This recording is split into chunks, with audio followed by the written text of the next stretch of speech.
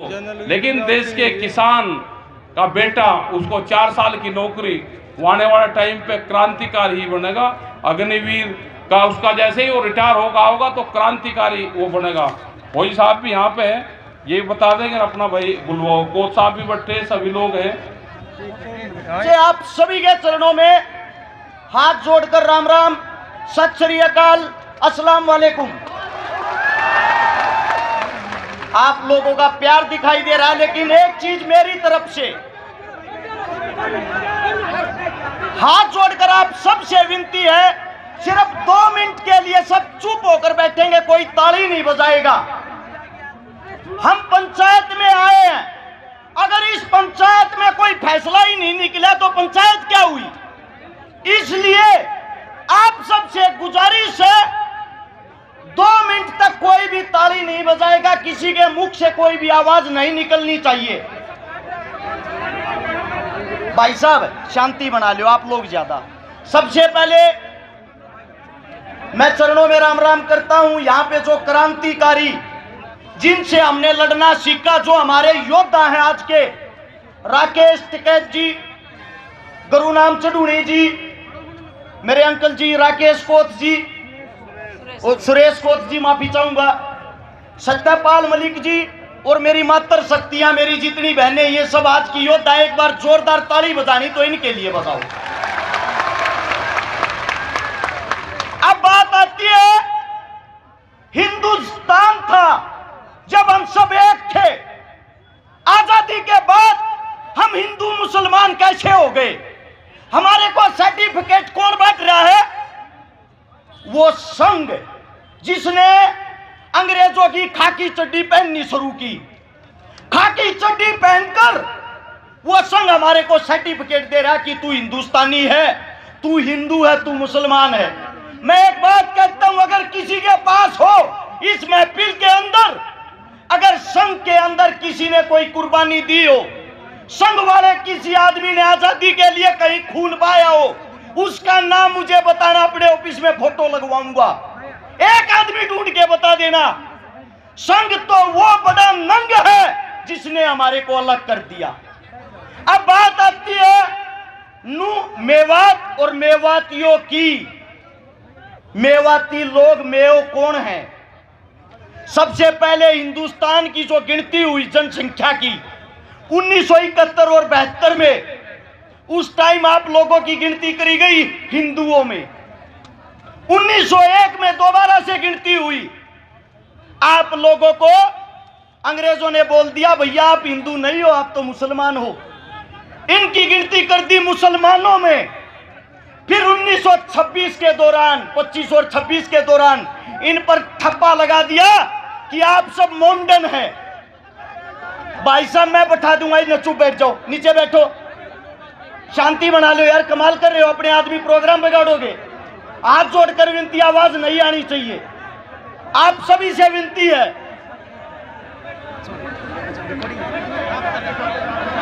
आप सभी साथियों को इतना कहूंगा, आप लोगों पर ठप्पा लगा के बना दिया कि आप मुसलमान हो। 1947 में जब हम आजाद हुए, आजाद के बाद, एक मिनट, नमस्कार, हमारे बीच में एक गुजरों को टूल किट के रूप में इस्तेमाल करते हैं। यहाँ मेवात में एक बड़े भाई, वैसे तो मैं भी आपके बीच में गुजरी था, पर गुजरों की तरफ से प्यार मोहब्बत और नारा पाकिस्तान बना ले, तेरे को प्रधानमंत्री बनना, तू वहां बन जा। और जवाहरलाल बोला मैं हिंदुओं पर राजनीति करूंगा, इनका प्रधानमंत्री मैं बनूंगा। 2 देश अलग हुए सिर्फ राजनीति के लिए।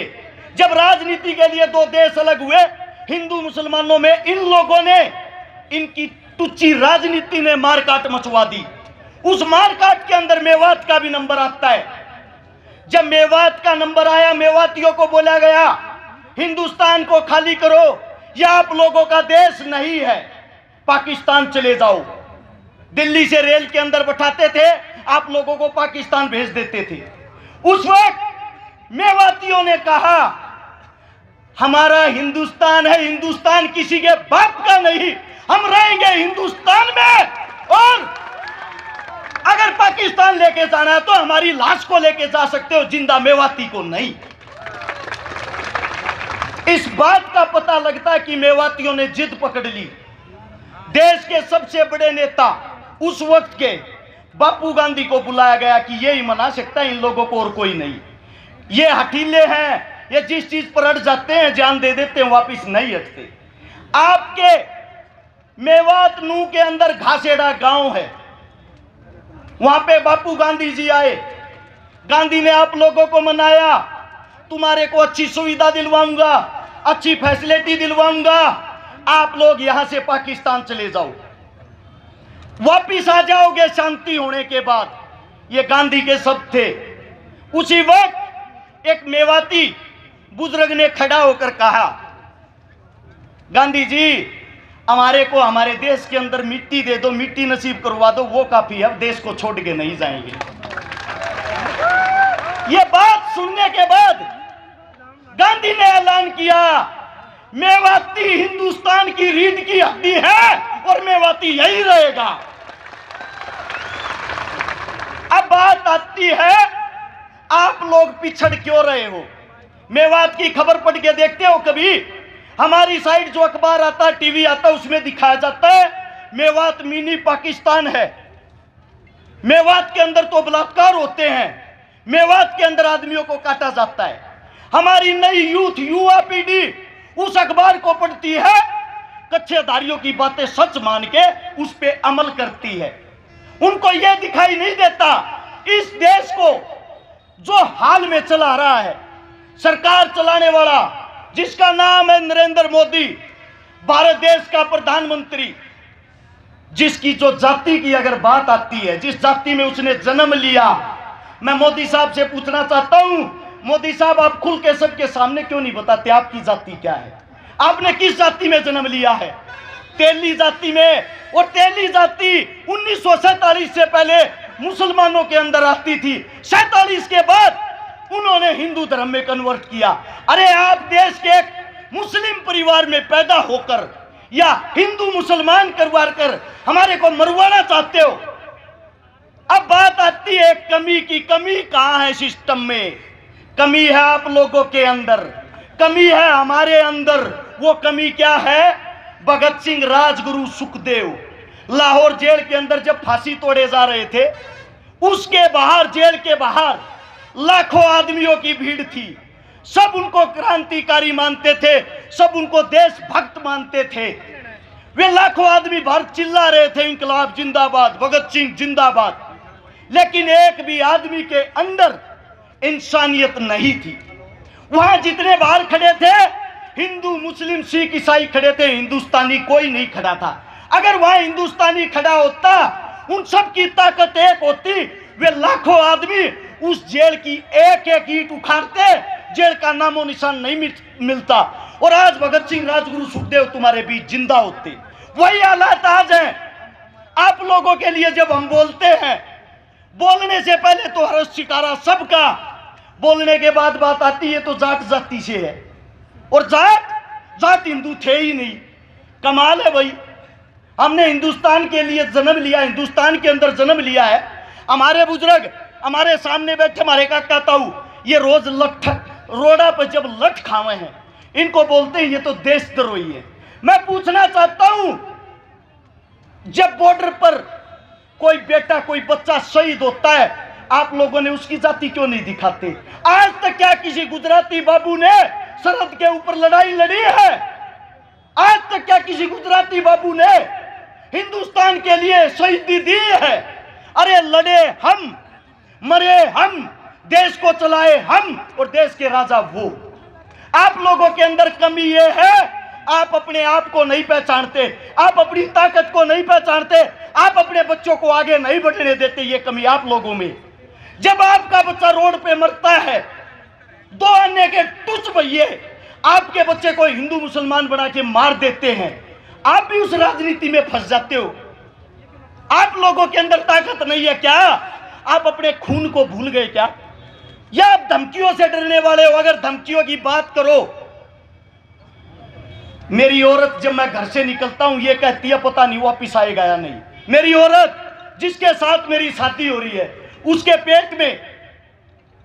पेट में दूसरा बच्चा है, मेरे को यह भी यकीन नहीं है मैं उसका मुंह देख पाऊंगा या नहीं। जिस दिन से नू मेवात के ऊपर मैं बोला, मैंने शुरुआत की ऐसी ऐसी धमकी ऐसे ऐसे आदमियों की, सुबह मार देंगे शाम मार देंगे, फिर भी मैं एक बात कहता हूं इस सरकार को, समय तुम्हारा राज तुम्हारा हिम्मत है तो मार लेना। अगर मेरे बुजुर्ग जाग गए, इनका समय आ गया, इन लोगों ने हमारे को ताकत दे दी, हम भागने का मौका नहीं देंगे। फैसला आप लोगों ने करना है। अरे इस देश का राजा किसान होता है, किसान। इस देश को संभालने वाला किसान का बेटा जवान होता है। और आप लोग अपनी ताकत भूलकर हिंदू मुस्लिम जात ब्राह्मण में फंसकर उन लोगों के बहकावे में आए हुए हो। चारों तरफ से धरती माप लेना, हर 7 किलोमीटर पर एक मंदिर मिलेगा, हर 12 किलोमीटर पर एक मस्जिद मिलेगी, हर 5 किलोमीटर पर पीर बाबा मिलेगा।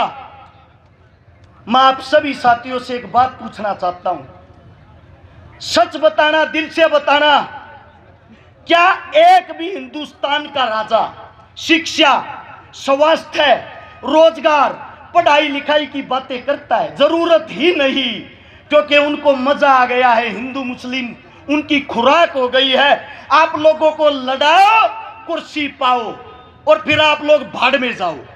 अरे आप लोग कब जागोगे?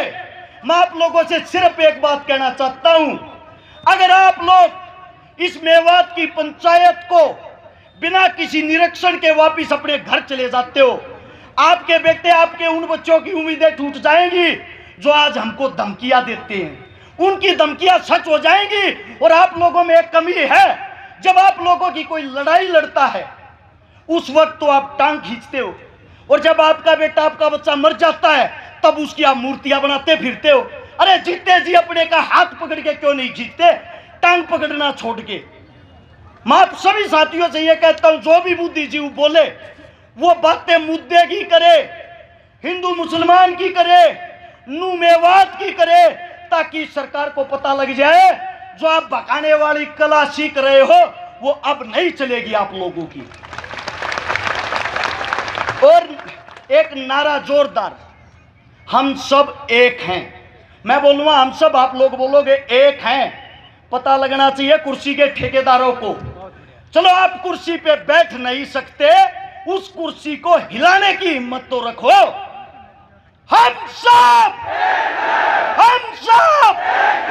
इंकलाब, इंकलाब। कोई मेरे मुख से गलत शब्द, गलत बात निकली हो, आपका बच्चा, आपका बेटा हूं, हाथ जोड़ के आपके चरणों में माफी चाहता हूं। राम राम, नमस्कार, जय हिंद।